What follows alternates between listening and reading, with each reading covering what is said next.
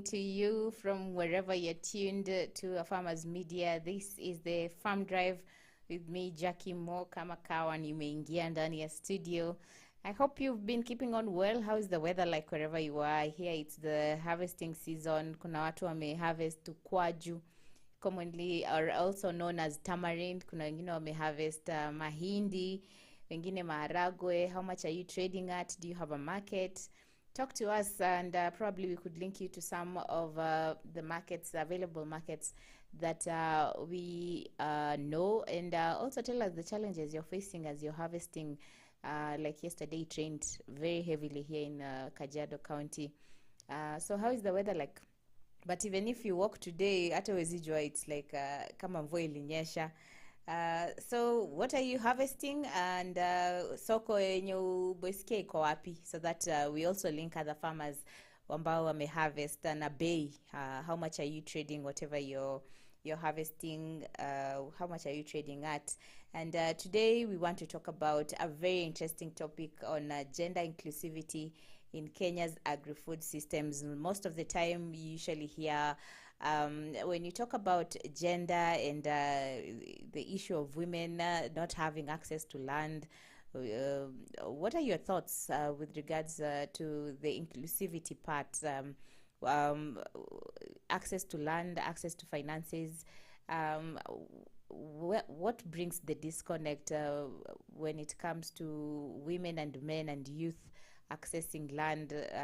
What are the underlying issues that we usually overlook? Because most of the time, even me, I've talked about access to land, but I've never really delved much deeper and looked at the main issues. So that's the discussion we'll be having today.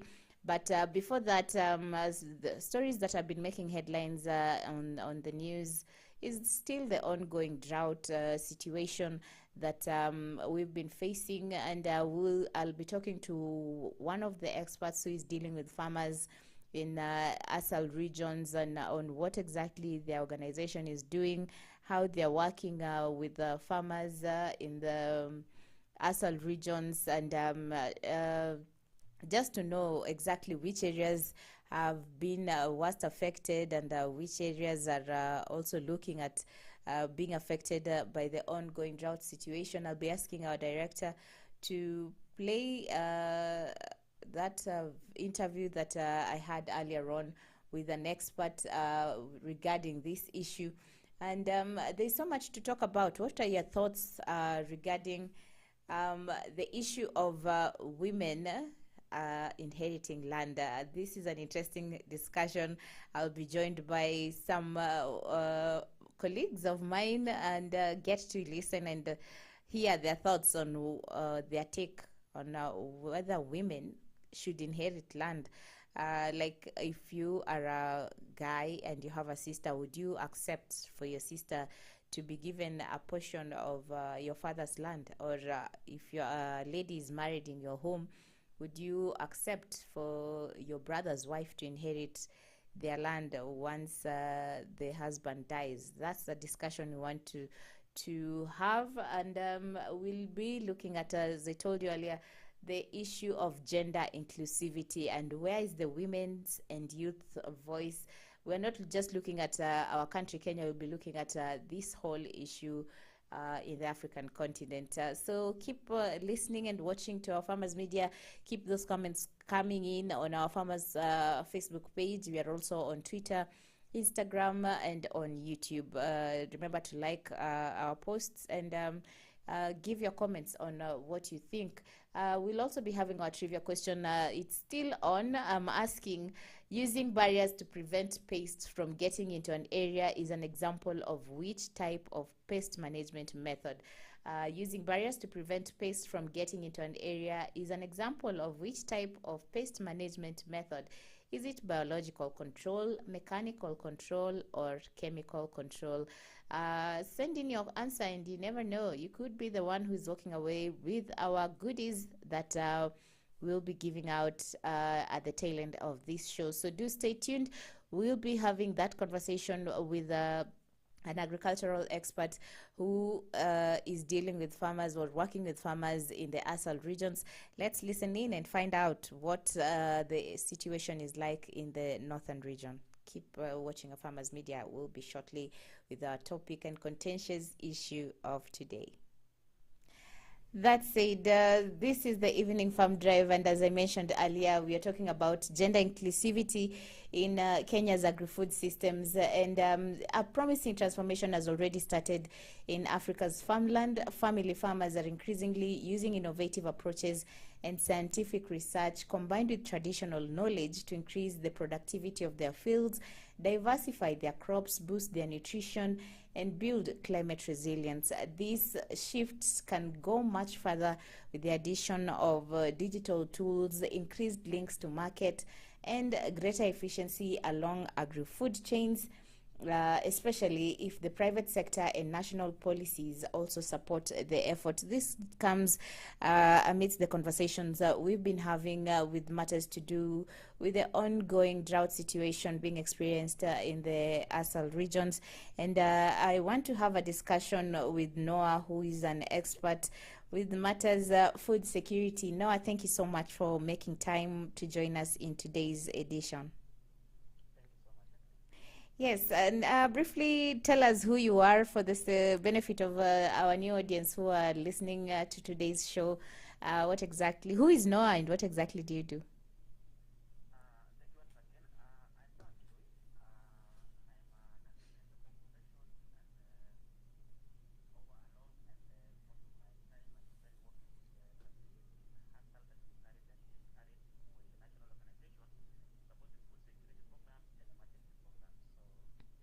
Yeah, the right person to talk to this evening with matters to do with food security. We've been hearing of news stories of children who are malnourished from the northern regions of Kenya. We've seen livestock dying. What is the current situation with matters food security? Give us a scope of where we're at in Kenya as a country on matters food security and the ongoing drought situation.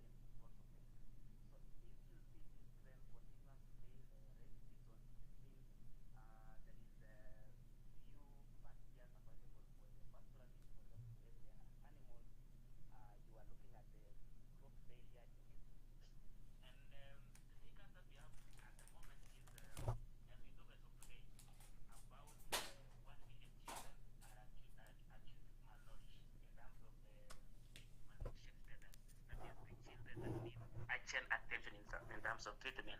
We are looking also of some lactating mothers, about 200,000, which requires a treatment in terms of acute malnutrition.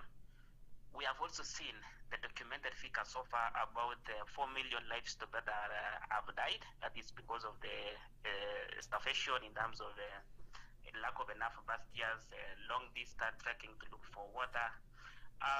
We are also looking at again equivalent number of people who are at the risk of not going without meal daily in terms terms of starvation, about also the same figures, around 4 million. And this has been as a result of so many factors apart from drought again, in terms of the communities trying to recover from the COVID. And we are also looking at the climate, which is unpredictable nowadays because of erratic rainfall. We are also looking at the Russia-Ukraine war, which has made the food prices to go high, fuel going high, fertilizers for planting going high, which make the community, the agro-pastoral, those who are producing in this area, unable to reach the productivity level for their farms. Very interesting, and it's a very dire situation, as you're mentioning. Today, I've learned some two new things. There's the alarm and the alert, and I'm surprised. I'm in Kajiado County when you're mentioning we are on the alert regions. And for true, I've been speaking to some of the farmers, and the situation here is dire. The livestock are dying. And some of the farmers are even appealing for people to give them the pasture for their livestock. But you, having been an expert who is dealing with farmers in the ASAL regions, what exactly are you training the farmers on? Are you training them to start growing crops that are resilient? And even as we look at the crops, there's also livestock, the livestock aspect. What exactly are you training? What training sessions are you having with the farmers there? Thank you so much. Usually, in terms of emergency response, we have categories of response that we normally do. We normally have short term and we have the long term. At the moment, in these counties, the short term measures could be now responding directly to the real drought, that is in terms of distribution of food and non-food items. Some families being given, for instance, cash, where the markets are working so that they can access food from the markets. We're also looking at the health sector responding in terms of supplementing the children with the nutrition supplement, that is the peanuts. And we are also looking at mobile clinic in terms of going to the remote areas where some people cannot access the medical care to treat them in terms of malnutrition. But we also gradually need to graduate to now recovery, and that is what we are also doing. As soon as we do the emergency, we also incorporate the use of recovery and maybe towards sustainability. And in terms of this, we are looking at supporting the county government of these counties to deliver basic services that will ensure that the communities become more resilient to drought and other climatic shock. For livestock, we are looking at supporting the Department of Veterinary to maybe to do continuous vaccination and education of farmers on the management of diseases, especially on drought situation. We are looking at the production of foders, that is drought-resistant foders in these areas, especially when we receive little rains, because there are some specific foders which can thrive well in this area. We are also looking at introducing the drought-resistant breeds in this area so that the communities can continue to multiply, those which can withstand the shocks, and again the breeds that can increase the milk production, because one of the factors that is contributing to malnutrition is low intake in terms of the milk from these communities living in this area. We are also looking at asking the communities to volunteer in terms of selling their animals so that they can keep the minimum they can manage in terms of grazing, so that they do not overgraze their land. They can also get income so that they can buy other foods, because you find they will not grow everything, but now some of the food will have to be sourced elsewhere, that is from neighboring counties, neighboring countries like Uganda and maybe Ethiopia on the other side.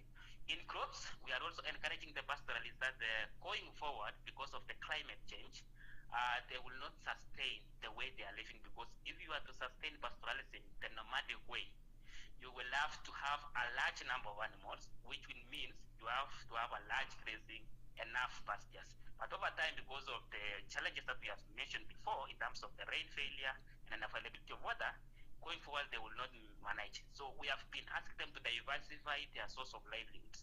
And how do they diversify? They can now venture to some of the crop production, which include now growing drought-resistant crops. And now, as from the organization, the humanitarian sector, the county government, we help them to get certified seeds, which they can be able to grow. That is the likes of watermelon, the likes of cowpeas, the likes of green grams, and etc. We are also looking at supporting them with farm implements and tools so that they can open new lands, because actually some of these areas, the hassle areas, there are some areas which are highly potential in terms of growing crops. And there are some rivers which are cutting across some of these hassle counties. If you talk of Tana River, we have the longest river in Kenya, that's the Tana, highly underutilized. If you go to Turkana, we have River Kerio, we have River Takwel, and people can do farming along those rivers. You can also channel, you can also open irrigation along those areas, and you can also now grow crops which can enable people access this food. We are also training farmers on dryland farming. That is the best agriculture around dry areas. That is now adopting some of the climate smart technologies in the hassle context, so that they can ensure that they produce food for their families. We are also supporting the communities to drill a number of boreholes in terms of ensuring that they access clean water for their animals, for their households, and now also for setting up kitchen garden, the small garden where they can produce diverse nutrient foods around there. We are also looking at in terms of repairing a number of boreholes, not always drilling, because you will find in those gathering, we have a number of boreholes that has been sunk either by county government, by a number of donors, but sometimes they got broke because of overuse. So we usually encourage ways of ensuring that we continuously repair those boreholes to restore to the original position. And finally, also we are looking at now building the capacity of the local communities. That is looking at their behavioral change in terms of attitude. We need to change the way they see things so that they reduce over-reliance from the donors, from the government, and other development partners who normally work in this gathering. So we are training them also to be self-sustainable and look at alternative ways of earning their income and their livelihoods. Very interesting points that you're bringing out, and I think the first step is changing the mindset of the people living in the drought regions, and you know, probably most of them are used to the depending on donations. And even me, having a colleague here of mine here at work is also called Noah, like you, he's been trying to change my mindset on because me, I'm so used to the using of indigenous seeds for growing crops, and he's like, Jackie, indigenous are not working, and you need to start changing your thinking and going to the hybrid seeds. Don't you think, what is your take on changing the mindset? How hard is it for farmers who have just always depending on growing one kind of crop? Where are we at with regards to changing our mindsets? Jackie, I can agree with you. Changing the mindset of us, especially maybe our context and our culture, is not such easy. It's not a one-day assignment that you say, I'm reducing this and I expect communities to change immediately. I think the bottom line around this is making the community to understand the reason why they are in that situation, because they always fail to adapt or to adopt some of these strategies or the technologies or the new things we are bringing to them when they fail from the onset in terms of understanding the bigger picture. Because usually we fail in the entry of the community in terms of have we explained to them why they are malnourished? What are they lacking? What is the inhibitor that make them not to reach or not to be at the bar with other people who are living in other counties? So we need to make sure that they understand the context they are, and now give that bigger picture in terms of the direction you want to take them. But looking at it, another big challenge that made people now also to remain in their traditional way of doing things is in the literacy level. You find the communities living in the mentioned counties, not all of them, the literacy level is high. So we need also to look the aspect of how do we improve access to education, because when somebody is well informed, you will be able to make better choices and good or wise decision. We also need to look at the issues of the age of the people that we are targeting. Going forward, there is a study that says if you must break the poverty cycle, you must also look at the aspect of youths, because they are the next people. Can we also target them? Can we also see how we can bring them on board so that they are the agents going forward in terms of changing their societies, changing their communities? So it's a gradual effort that you might not realize immediately, but going forward, discussing with them, making them understand where you are going, I think we can make them a change, but now it might be gradual. It might not be fast like any other areas like high potential areas. But now in this hustle, we need to take them slowly. We need to take them to them politely, not forcing, but just explaining to them to understand. Very interesting there, Noah. And today's discussion revolving around the gender inclusivity in Kenya's agri-food systems. You've worked with the farmers in the ASAL regions. What is your take? Is it men or women who are mostly involved with the agri-food systems when dealing with farmers in the ASAL regions? For me, it depends on the level of the value chain. Usually, from the farm to fork, that is the production to consumption. At every level, we usually have different people playing different roles. But usually, in this ASAL context, depending on the value chain, it has a different kind of population or the gender. So, like for instance, if you are encouraging the community to go to agro-pastoralist way, you will always find women being active because of the issues of a kitchen garden. They like tending the small gardens within their farm. It's because most of them do not own the livestock. So if you bring things like kitchen garden, they will be likely to own those things. But for livestock, you will tend to find that the male figure is the one who is dominating there. They are the one who are controlling almost everything. So at the production, if you are looking at agro-pastoralists, you will find women at the production, that is land preparation, weeding, and sometimes even at harvesting, you find them that are also doing. But again, when it comes to the point of sale, is now when you will see the male figure reappearing because of money. So it is happening just like what is happening in high potential areas. Also in ASAL area, we are still seeing this. I think it's a high time also we continuously, like I was saying, the issues of education, we need also to encourage the male figures to understand that they need also to involve the women in terms of the decision making on the sale, in terms of the prices, in terms of who to buy, because they are the one who are doing the hard labor. But why now, when it comes to the point of sale, you are the one who are deciding?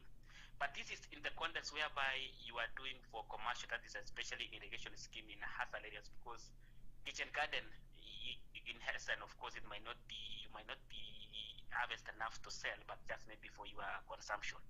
So it varies from value chain. Like poultry, you tend to see women are the one who are doing a lot there. They also have the bone roll. They can sell the eggs, even sometimes the chicken itself. But there is new dynamic around fishing. If you are in Turkana, you will see an interesting value chain. You will find the youth. They are the one who are going to the lake to fish. But now, in terms of simple process, that is when there's slaughtering the fish, you will find women there and maybe the youth. But at the point of sales is now when you also see the main figure appearing again. So it depends on the level of value chain is when you find different specialty and people being engaged.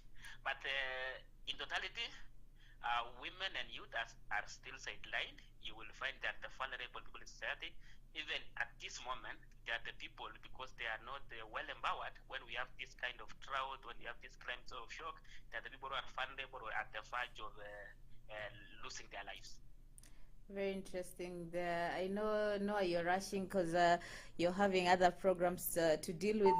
But why do you think women are usually sidelined? Just your final take. Do you think women should inherit land? I think it is a collective decision. It can be collective ownership. I think they can own. They can utilize properly. Actually, women are good farmers. They are keen in terms of quality. Even if you want quality food, women are keen. There are people who also follow instruction. If you if you are an extension of desire. Well, we lost Noah there for some time, but we'll be getting in touch with him to find out more about the farming in ASAL regions. Do stay with us on Afarmers Media, because we have the contentious issue that I just raised with Noah here on whether women should inherit land. We'll be getting in touch with him as the show continues, just to get his opinion and his thoughts, and why is it that women are being sidelined when it comes to matters owning property. And what is your thought? Should women inherit land? Keep watching Afarmers Media. We'll be coming back after this breather. Keep texting and tweeting. Give us your thoughts on what you think of today's topic. I'll be back shortly with more, and we'll be joined by some more guests to discuss this contentious issue. Keep watching Afarmers Media. We'll be back.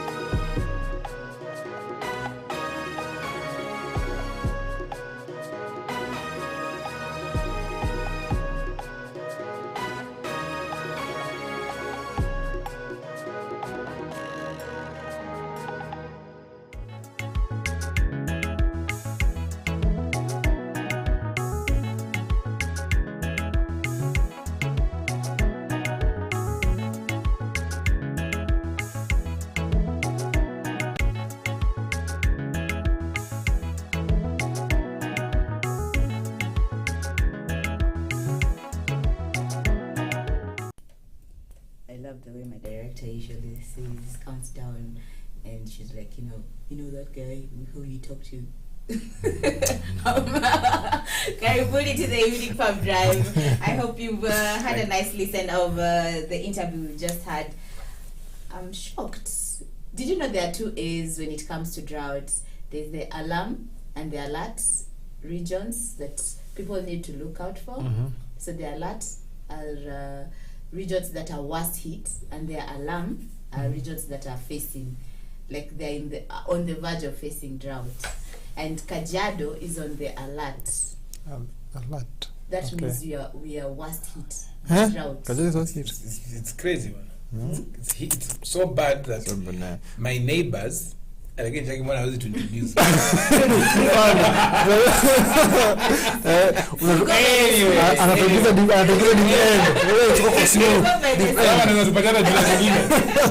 the way, my neighbors actually even coming and asking, we do an exchange of water and cows.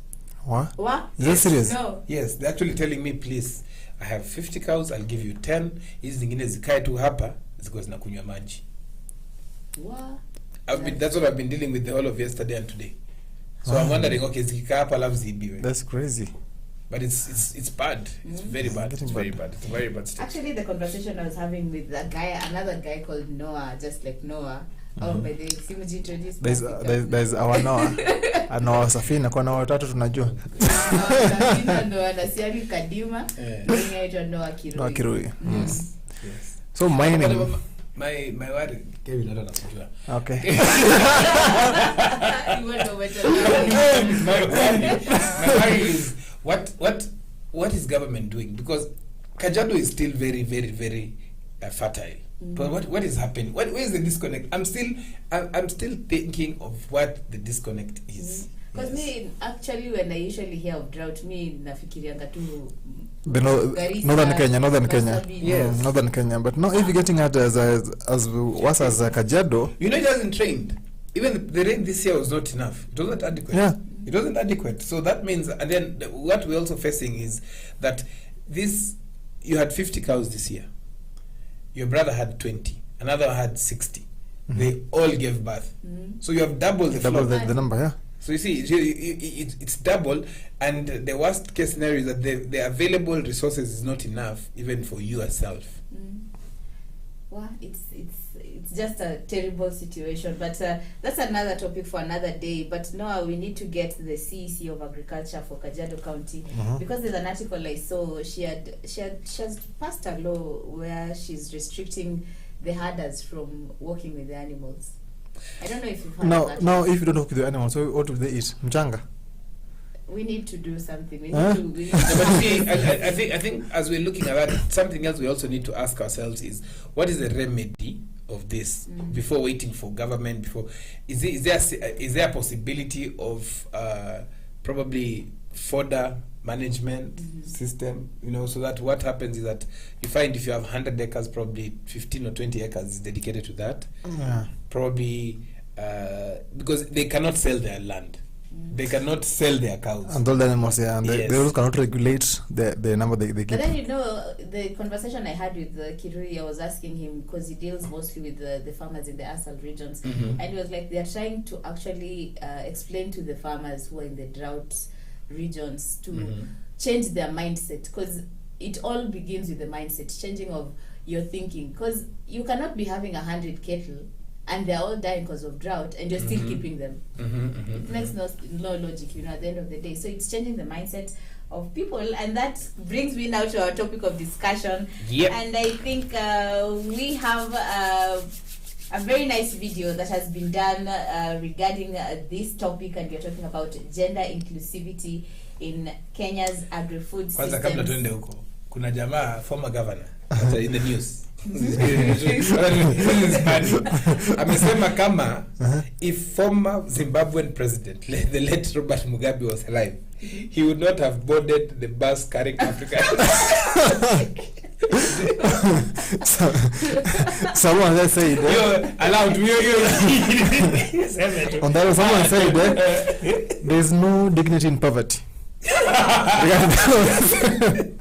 Like you're trying to tell us poor. No, dignity ndio uko down.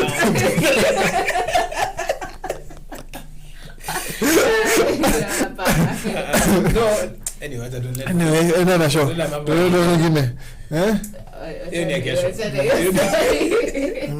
Gender inclusivity in the agri-food systems, and we are asking, should women be allowed to have their own land? What's your take on women owning land? Before we get into this discussion. Yeah, this single men can talk the way they want to talk. You're the elder. Let him talk. Let's start with the senior. I strongly believe that Kevin should start.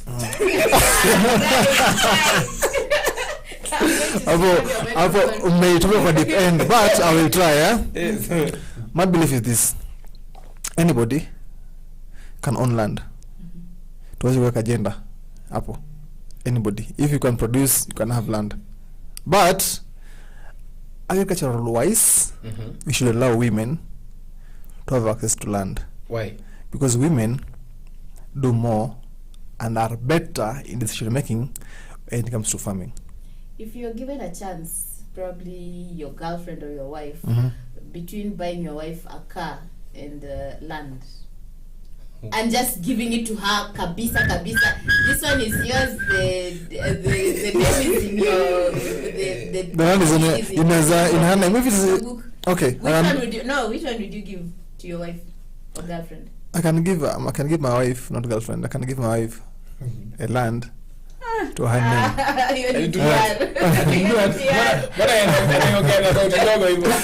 A land on her name. Yes. But now, what the person does she have? Wezi peleka to anybody else umpatie shamba alafu shamba itaenda ilale hivyo. That was the plan, but it's tricky bado. But we should be going past that. Yeah, even if we are no, yeah, the senior elder. I strongly believe women and men should access land, should be able to own land. But there's no but. The only thing that we have to do is that we have to make sure that this land is productive. At the end of it all, it is like having a car and you park it in the garage or in the what is it called? You're parking it in the parking lot. In fact, even the tires will get messed up. So I think land should not be something that people are fighting for. People should be fighting for what are you doing with the land that is available. Because if you look at it very critically, like where I come from, my dad has given me, my brother, and my siblings land. You see, you're even saying siblings, not your sisters. No, as in my siblings. Siblings are sister. Sibling is everything. He has said me, my brother, and siblings. Unajua wako wengi. Anasema anataka 50. Oh, sorry, I meant my sisters have been given land, and it's almost equal land. That's a lie. No, it's very true. In fact, the land that they've been given, I can call my mom and my dad. The land that they've been given is actually in a better place than where we have inherited land. You know, there's inheritance land. So I don't know about those things that inheritance and all that. That now brings us to the contentious issue of today's topic. You see, the issue is not inherited land from my father. It should be land that I own. If it is inherited or not, it's fine. Look at England. Look at England. The daughter inherits the kingdom. Yeah. Becomes a queen. Those are the same people that it is a cake to say that women cannot own land. What if you get only daughters? What happens to your land? Those are the contentious issues that we are discussing in today's show. But before we delve deeper into this discussion, let's take a look at this video of what we think and what people are saying out there. Take a look.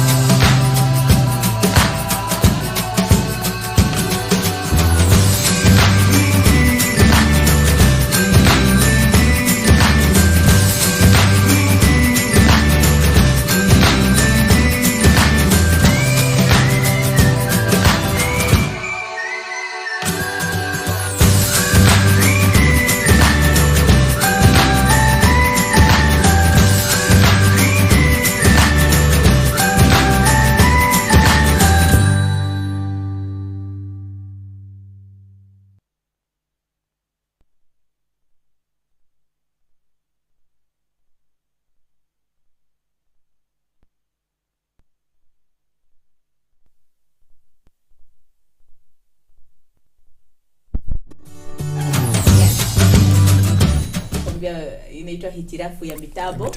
Lakini show lazima itaendelea vyombo vya habari. Yes. So I hope you've taken a look at that video, and there's a part where you're seeing a lady who has opened her arms and she's looking at her farm, and it's all like things are coming out, the produce is all out, but then at the back of her head she's like, are you sure all this could be mine, like including the land? Where's the disconnect? Like, I know you guys want to make it like it's very easy. Oh, the woman can access land. We can allow them to have the land, but how many men out there are willing to allow their wives or their sisters to own land in their name? Okay, Jackie. Right now things are changing, and right now let's say there's no land to inherit, so you have to get your own individually. And holistically as a family. Hey, right? Bwana watu wajanza wanatumianga kizungu mingi. Unakuja na macho. Basi sio chini. Holistically kuna ingine. So in such a case where there's no land to inherit, you can decide as a family, you talk, right? Then what do you want to do with this land? As much as I can give you land, does it really matter what I'm doing with the land? What are you doing with the land yourself for you to come and ask me what I'm doing with the land? I can do a lot of things with this land. What? Agriculture, residential houses. There's so much to be done. But now it comes to how thoughtful are you to do something virtually or logical with that kind of farm. Land. What are your thoughts now? Jamaa mimi niwacha na logically strategically hata mimi nijaribu kizungu pia hapo. No, but yes and no. Yes, land has to be, I mean, unless you're just doing it for speculation. But land would be better if it is put to good use. It could be anything that you want to. Remember that anything that you are given, if you work with it, then it multiplies, it adds value. And even in the holy book, it says that there goes those guys who are given 5 talents, another 3 talents, another 2 talents. What they did with it determined the next step once their master came back. So whether it's girls being given land or men given land, in fact, higher chances that when men are given land, they tend to think of selling it. Why? Because mostly, probably the wives would be like, no, we can't live there, or something like that. So we're hitting this where it touches the most. Hitting the nail on the head. Why I say that is because the first land I started growing my crops, my farming, I was given by my father-in-law. He told us, you can use this land. For a very long time. You remember the place in Kinania? Yeah, Kinania, I know the place, yeah. We used it for, I think, more than 7 years. Even when we still had our own land, we were still using it. So that's a form of doing it. He gave it to you and not your wife? No. It doesn't matter because the moment Why you give... did he wait for you to come, for him to give you the land? But probably they're not interested in farming. I was interested in farming. So it's just... So that's an assumption. Not an assumption because, you know, I asked... He knows the wife better. Yes. He knows the family better. I'm just giving a scenario. But the thing is, like I asked the first question, you can buy your wife a car in a piece of land, but you can never dictate to your wife what to do with the car, but you're here dictating what they need to do with the land. No, Jackie, what do you want is this? Not dictating. What am I doing? If someone comes to you, you don't have the need. The car, somebody's bought for your car because you have the need to make him move from point A to point B. It's a gift. To move from point A to B, kwa gift utaka kwa nyumba. Is to move, the need for that gift is to move from point A to point B. So, if I want to go with the car to probably Namanga, if I want to go to Tanzania. So give me the need for the land, then I'll give you the now to dictate what you want to do with the farm. When you dictate it and say it should do this, there is, I think there are 2 ways of doing it. You can either dictate it like that by saying you need to tell me this, or you can ask. I have seen you suffering. Would you like to get this for you to be doing this? You say the same thing. It's just a how. But why is land so valuable to you men? I think it's overrated. To be very honest, it's not overrated. I think, to be very honest, Jackie, from where I come, where I stand personally as Noah, I think all this issue of owning land is a hoax. Would you give your daughters a portion of your land? Not a portion. Yes, in the inheritance. Will it be equal to the boys? It depends. On what? It depends with number one where that land is. Na pia unajua hata watoto. Even let me tell you something, Jackie. Hata watoto wote have different capabilities. There is one of my sons that can give land in Kuresoi. But the other one ndamtafutia tu hapa karibu. Kuna ule namwambia najua hata akipata 10 acres atafanya nayo. Kuna mwingine najua akipata 10 acres labda hata. Lakini ni watoto wako. You treat them equally. You know, let me tell you something, Jackie. Ongeza sauti kidogo. Even if you treat them equally. In fact, one of the ways of treating them equally is by giving them what they can handle better. No. Exactly. Kuna ule let me tell you the truth. Others more than the others. Let me tell you, I know families where their son was given an acre in Kitengela. And he constructed flats. And the other one was given land in Wapi. It's called what, that area? It's called Juja. So far from the almost 16 kilometers from the tarmac. And if you go to that one, it is 6 acres. Na ametengeneza shamba. In fact, he might be getting more than this guy in Kitengela. But the guy in Kitengela, he has never even gone to. He went to Juja twice. He was like, it's too far. So you see, parents were that was their own liking. Who? Probably they were approached and asked which part would you like. You see, now those are the discussion I'm saying. You need to have those discussions. When it comes now to inheritance, and ask as a parent, why would you, like you've mentioned, your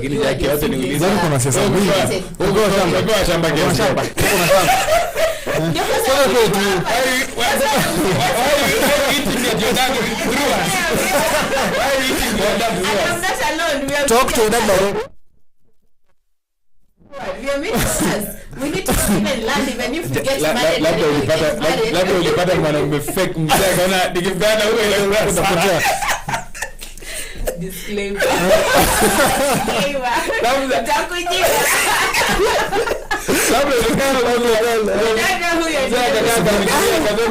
ndio kesho utauza. No, hakuna kitu kama hiyo. But the thing is, mbona wanaume mnaichukulia like it's something, but it's very valuable. Without land, like it's like you live for it. It's like nyinyi ndio wenye mna own hizi mashamba. But traditionally Jackie, ilikuwa hivi, msichana you'll be married into another family, into another man's life. That man alipewa shamba na baba yake, si ndio? So technically mimi natumia shamba, si ndio? Natumia shamba. So that's why in our traditional African setting, women are not given land because they are moving away from the family. And if you move away and then you divorce, okay, divorce kama utarudi, tunatoa tunakutana tunasemanga ni migo. Tunasemanga ni migo. It's not being mean. You're being realistic. Yes. Realistic where? How? Uko divorced. Kwani si kuna utafuta mtu mwingine bado tena? Hiyo ndio kazi sasa. Sio kazi. Na wale watu ambao umezaa, probably you have girls. Aya. What happens? Kwani ukidivorce, they cannot inherit from their father's land. Why not? Myself have gone to someone else. No, you see inheritance, there are two things looking at it. Number one, giving your wife land and giving your children land are two different things. Yeah. Very different. It's not the same thing. No. How? No. Wife na children wanaongea aje? Wife simko na yeye. Wife mtu abuko zake zikifika za kutoka duniani. Wife mko related hata. So what you're trying to say is mimi zangu hazitaenda rudi kwa watoto. Siendi saizi. Jackie unajikanganya. Nasemanga yangu ni yangu na yako ni yetu. Alafu no problem. Hizi vitu zote kama iko na experience. Hizi vitu zote Jackie bila nimesema tu. Msichana traditional anatoka kwao. Unaenda kwa married to another family. That family, the man is married to ile mpaka shamba na baba yake, si ndio? Then you can start your life from there. Get your own lands. Ajimtachia watoto wenu. So if you whatever you do with your children is up to you. But now amesema yeye atapata mshana wake shamba. Hiyo sasa inakuja kwa individually. Unataka nini? Usiwekele watu. Okay.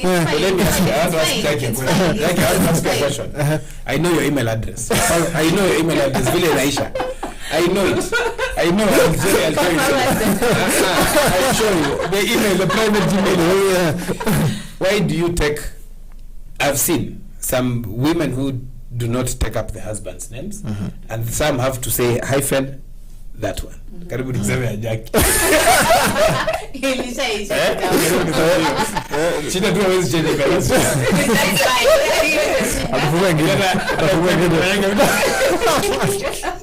Okay, so why is that could that be part of that? Would your husband be okay with you not taking up his name but remaining with the dad's name? Is that the same with inheriting land? It's okay depending on how you carry yourself, because there's a way I can use my husband's name and probably the personality that I'm carrying, you'd be like, don't even use my name wherever you go. Yako sasa Depends on how the agreement between I strongly believe that having seen, for example, my mom did not own land from the father. In fact, it was not something that they were born thinking of. But as she said, and talked with my dad, and I've had that discussion, and I've heard about it many times, is that she kept on telling my dad, it's good, all kids are equal, some might not get married, and it's also a bad assumption that when a daughter is married, she is married where there's land. Love uko kwetu hata ukiolewa kwetu bana hakuna shamba bana. Point.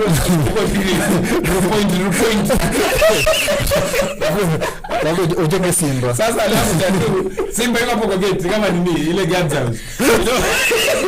Kuna ule dogo lazima ikuwe shared. No, and then, so what is the issue here? What's the issue? Is equally or sharing? Sharing equally, because you're all the same. Hakuna mtoto mwenye ati ni mzuri ama ni ana deserve kupatiwa a bigger portion na mwingine hapo. Na kama kuna shamba?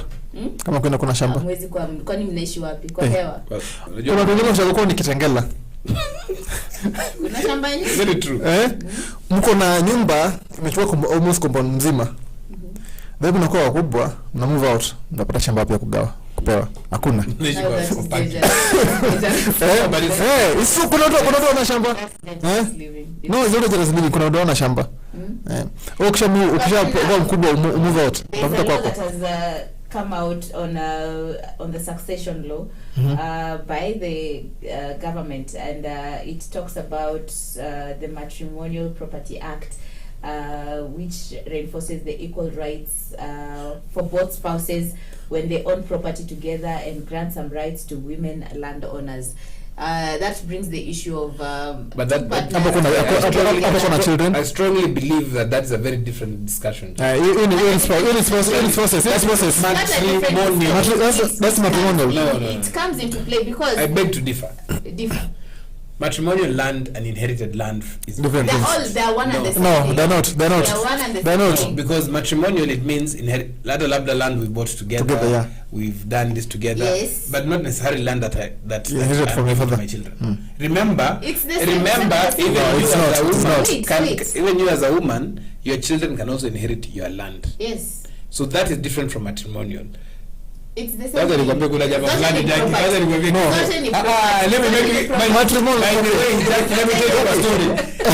a story. There's a friend of mine who came one day, Jioni. I think it was during COVID. Kweli ilijitokeza. Akakuja akakana, sisi akakana. Anyway, just two of us. Kakaa tukaongea. Bana, why are you very stressed bana? The guy tells me, women are sharp. Akusema women are that's very sharp. These women we married are very intelligent. Bwana wale pale kwa bibi yake. But for the last 2 years, but I've been paying my friend. Itabidi. So is that an issue?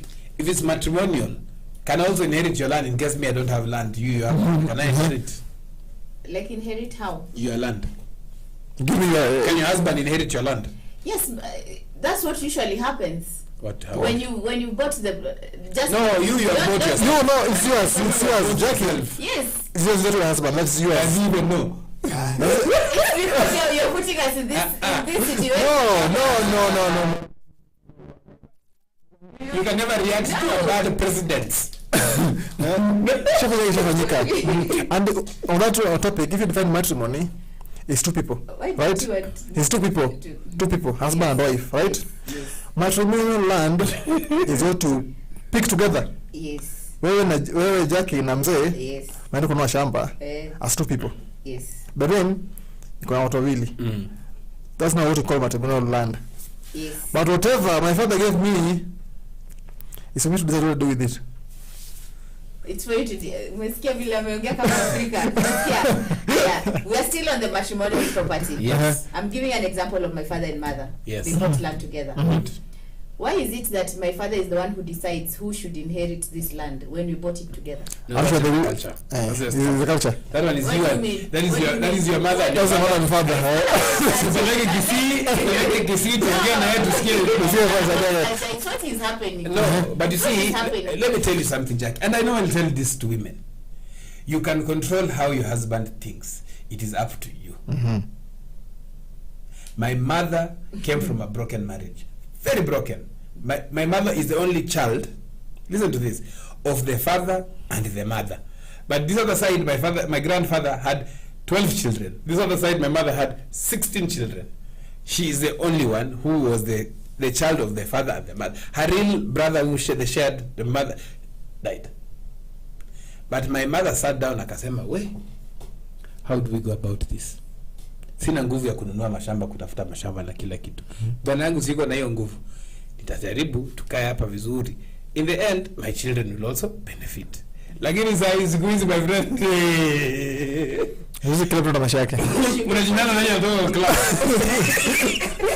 So exactly. You're sugarcoating everything. No, I'm not sugarcoating. No, the reality. It's not the reality. Even if you look critically, the older women are the ones who used to do what?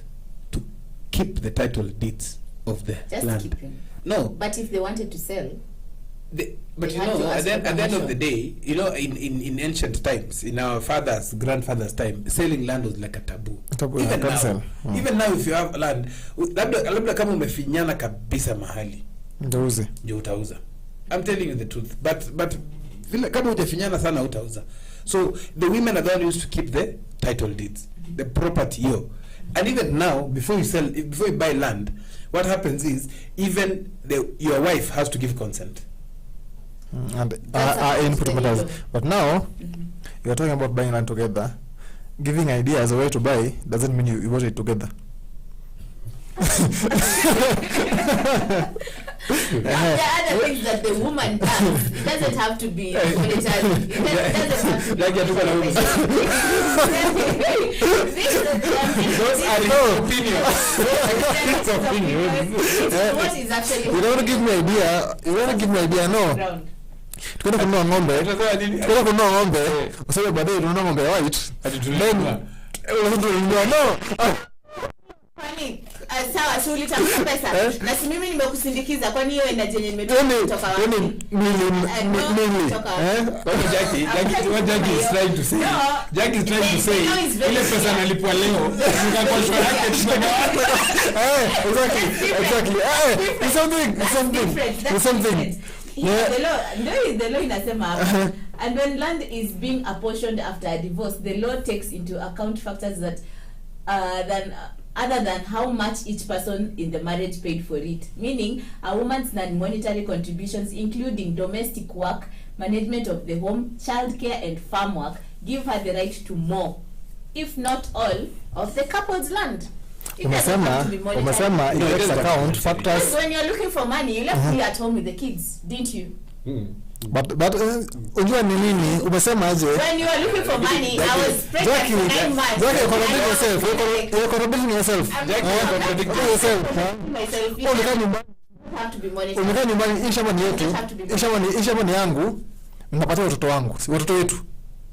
That's the idea, sindio? Watoto wetu. The thing is, the land, yes, ni yangu. Ni yetu. Wewe nani?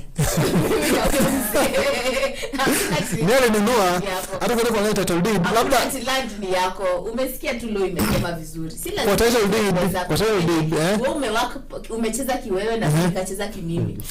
So the thing is title deed, ukienda kununua hiyo shamba So what's your point? The point is umechukulia hiyo shamba ni kama ni gold. Like si ni gold. Shamba ni mali. Tell us what you're thinking, your thoughts on this discussion. We'll be taking a short breather. I've been told I'm on fire. We are almost smoking. So keep your thoughts coming. We'll be right back after this.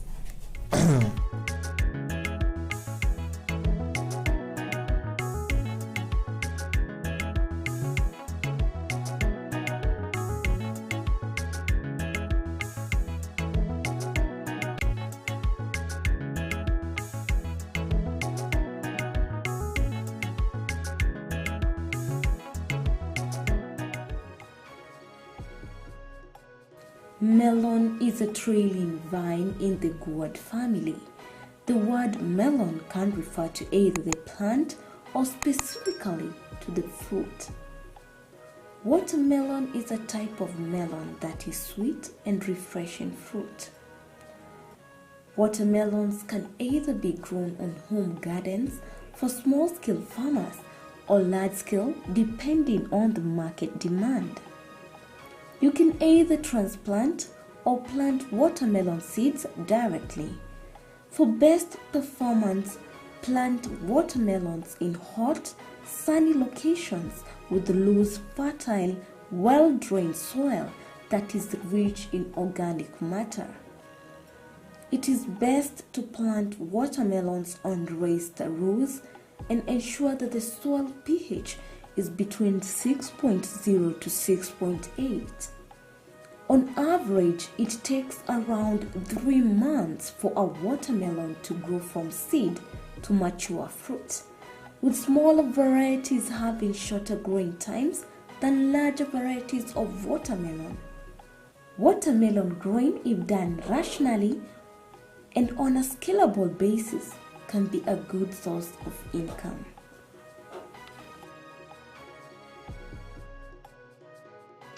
A nursery bed is a small area of a yard or garden that's used for growing certain selected plants. The goal of a nursery bed is to grow young plants to a certain size at which they can be easily transplanted.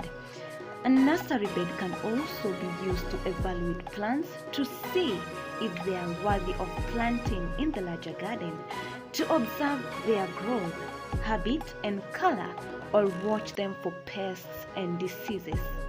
A nursery bed is especially helpful for vegetable gardeners practicing succession in planting, in which a steady supply of fresh produce is maintained.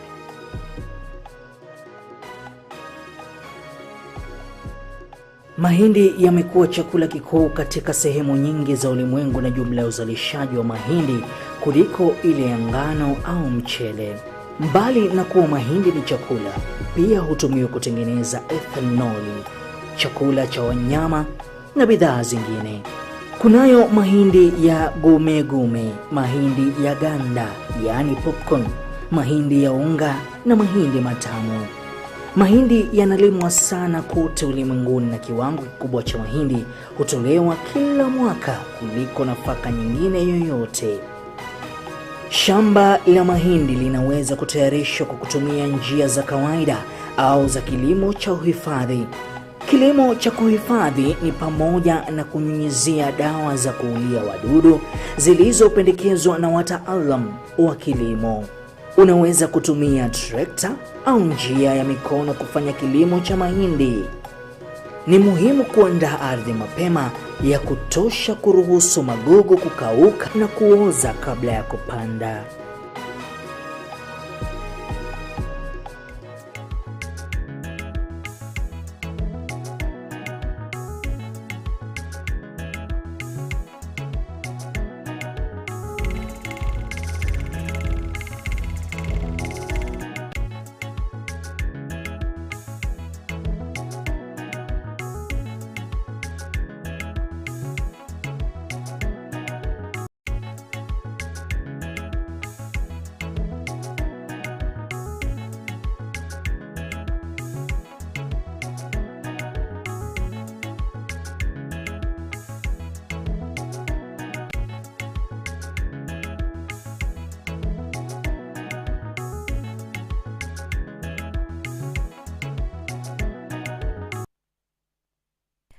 Welcome to the Farm Drive with me, Jackie Moore, and we've been having a very interesting topic on gender inclusivity in Kenya's agri-food systems, and we're just discussing the issue of accessibility to land.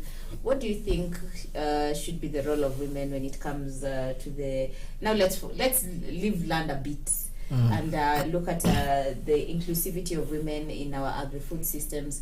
What do you think needs to be done to have more women getting involved in even working and looking at sustainable agri-food systems? What is your take? My take is there's a women from the backbone of agriculture, and they should be given access, first of all, to finance, and be invited into the boardrooms and the decision-making chamber. Yes. Double translator. Double translator.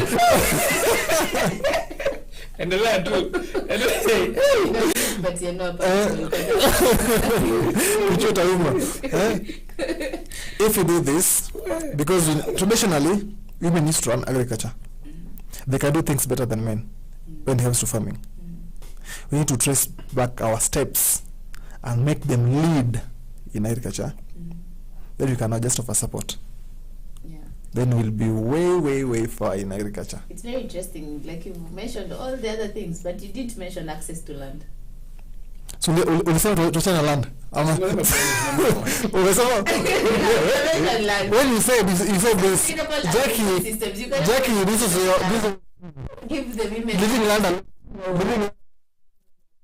Let me ask you, Jackie. How much land is why do you think this is not happening?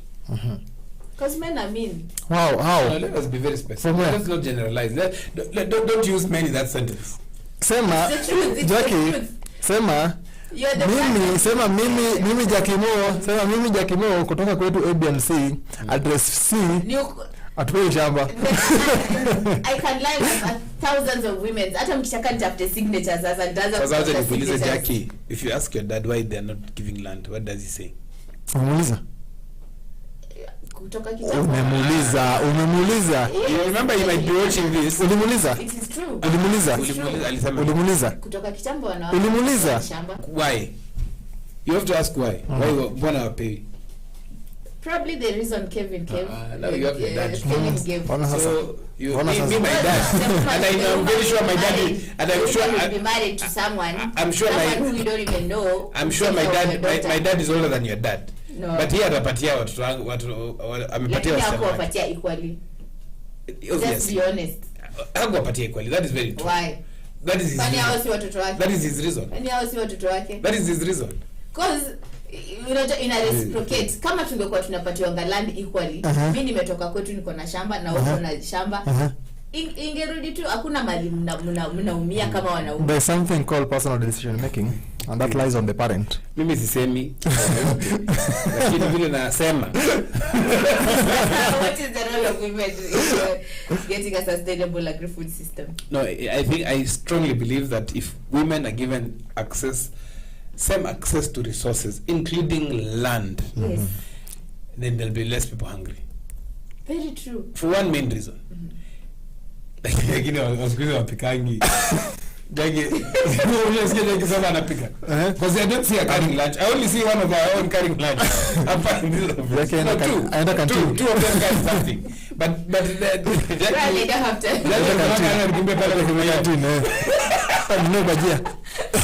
So one main reason, a man by the time, you'll find a man even carrying skuma and kakitu in the bag. Wanza kunywe asahau huko. But women will first of all make sure that kids are eating, there's food at home and things like that, which is a very obvious role. Just God created us different. But when I talk about access to land, it is not just access to land, it's access to agricultural land. For main reason, we are looking at food systems. Food systems from a perspective of how can we have as many subsistence farmers in that you can be able to grow for yourself. The extra is the excess that is what you sell. And that you'll find homesteads, first of all, with able to feed themselves, and the rest comes as an excess. Yes. Very nice. And I hope there could be many Noahs. But what needs to be done to change the mindset of most men like Kevin and others who don't believe in I still go back to what I said, Jackie. And I have said this many times. Women have the access, capability, skill of making sure that their men, the fathers of their children, are doing things the right way. How? You have the power. Just the way you have the power of making sure they're not doing the right thing. You guys are trying to sugarcoat it, and it's true. I'm going to do a webinar this Friday, and I'll get the women who are in power to give us. Now, why are you using the word power? What is power? Power is in your house. Power. In Parliament to tell us what. Just go to our mothers. Just go to our mothers, and you will be very. They have no say. Who says who? Says who? They says who? I can give an example of women whose husbands have died, and they've been told it's either you go or we inherit you for you to be able to continue staying in this land. They married the wrong people. Exactly. Boom. Then all you men are wrong. You should go to mass. Just because. No, we are not wrong. We are not wrong. All that thought. Let's take a look at the traffic updates. What's happening on the roads? Because most of the people are heading home now. Yep. And, all right. Interesting. What is this thing about 1.5 trillion being given to Mombasa Road to be built? Anyway, that's another story for another day. Imara exit to Imara Daima from the petrol station has been closed, so we have to go around all the way to Embakasi and back. Kura here in Ngong Road is a mess from junction to Lenana. They're expanding the road. Eastern bypass, heavy traffic along Eastern bypass, both highway lanes, as exhauster lorry involved in aggressive accident with several vehicles at Transami. It is an exhauster. I hope I go meja. Wow. That's very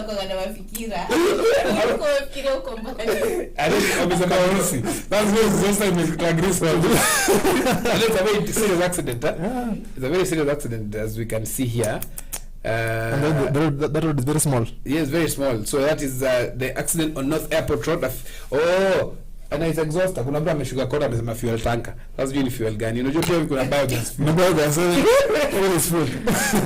There's an accident Roysambu footbridge, 200 meters from Roysambu footbridge. There's a man who has been knocked down there. And then Mombasa Road is tricky. Exhauster again, that accident again. Wapi hapa pengine Athi River from Namanga Road from Athi River to Kitengela, recarpeting is worse than it was. I've seen that recarpeting, my windscreen ilivunjika kwa sababu hapo. Anyway, Thika Road kuna jam hapo, Madera Githurai hapo. Somebody saying that Super Metro needs to control their fleets there. So basically, I think it's easy. It's not as bad as it sounded. So kama mnaenda nyumbani, incidents and accidents, let us know. But these accidents are becoming way too many. in the recent past. How many have not noticed? Pressure going to my friend. Pressure sana. There's a day I was going to Isinya. I even feared driving that day. I might have 10 accidents on this road. Trailer, police cars, everybody. It's a bad road. It's That bad road. road. In fact, me, I stopped driving at night going to that road. That road. It's too dangerous, It's too dangerous. Yeah. Wow, that's Yeah. crazy. Mm-hmm. So, your final thoughts in the evening farm drive. We'd like to get up close and personal with our guests. And today we are privileged to have Noah till the end of the show. He usually runs away. Now, what do you do as a way of relaxing just when you're from the farm in Namanga? Unapata pressure, sijui, mbuzi zinakula. Sijui, sole imefunikwa na kofia. unanika watu wana. One day told me, Noah, utazeeka haraka. Ajue zile mashindano na pia zinakufuata. How do you maintain to I play golf. the way you love? Number one, I play golf and I play with my kids. It's fantastic. Yes. Every day when you just back home. Not every People day. do. Lazima kuna pressure hata But I play golf for the weekends to get some stress levels to reduce a bit. What else do? I listen to music. Yes. Which kind of music? Nachoma. Rumba makulutu. Sema tu I listen to rumba, but specific rumba, and then I also listen to roots reggae. See, mambo ya bendo hapana, roots reggae. watu hawajakaa. Hapana. Huyo jamaa amenambia. Lakini nimemwona ni Kisumu. Jamaa anacheza tu chini tu kidogo. Kelvin, you're an agronomist. Tell us your experience, by the way, when you were in Somalia and Ethiopia. How was it? You have a very long story, but now the food tumekula injera na pilipili. Mpaka sasa nikiweka pilipili mbili hata sisikii kitu kwa chakula, sisikii hiyo pilipili. What do you do as a way of relaxing? Myself, I'm a dog person. So my safe zone is with my dogs. Take a walk with the dogs. You're just taking a walk or play with them. They love football. Yeah, I also love football. So I do play football together. But now you buy balls every single time because they don't play nice. They're always rough, Wewe ni yako. Nimesikia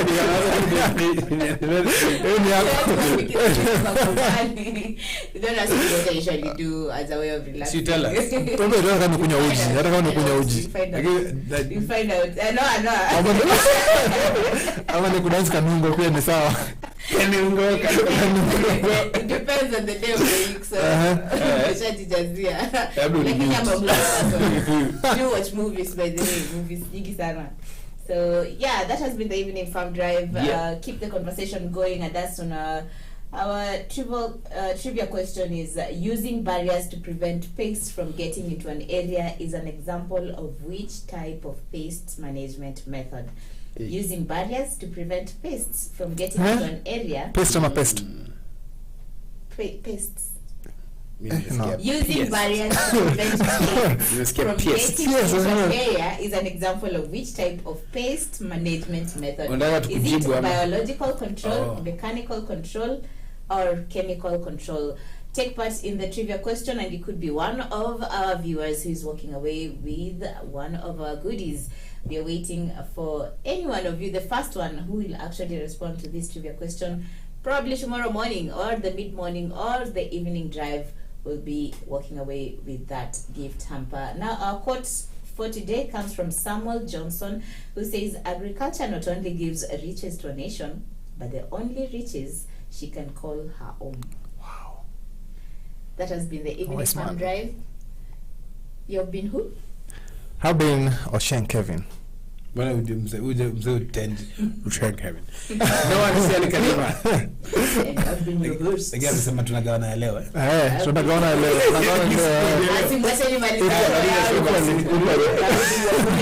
You're beautiful, you're one and done. Tomorrow we'll see you tomorrow, same place and time. Goodbye for now.